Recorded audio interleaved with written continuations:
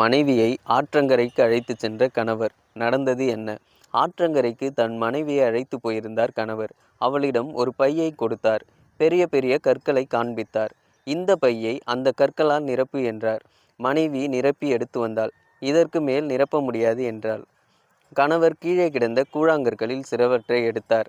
அதே பையில் போட்டு குலுக்கினார். அவை பெரிய கற்களுக்கு நடுவில் இருந்த இடைவெளிகளில் உள்ளே இறங்கின. ஒரு கட்டத்தில் மேற்கொண்டு கூழாங்கற்களை போட இடமில்லை.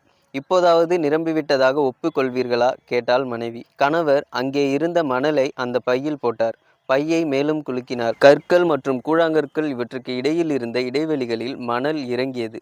இதே பையை முதலில் மணலால் நிரப்பியிருந்தால் பெரிய கற்களுக்கு இடம் இருந்திருக்குமா என்று கணவர் கேட்டபோது இருந்திருக்காது என்று ஒப்புக்கொண்டாள் மனைவி. வாழ்க்கையை மேம்படுத்தக்கூடிய அன்பு, கருணை, உடல் நலம், மனநலம் போன்ற உன்னதமான விஷயங்கள் பெரிய கற்கள் போன்றவை. வேலை, வீடு, கார் போன்ற செல்வங்கள் கூழாங்கற்களுக்கு சமமானவை.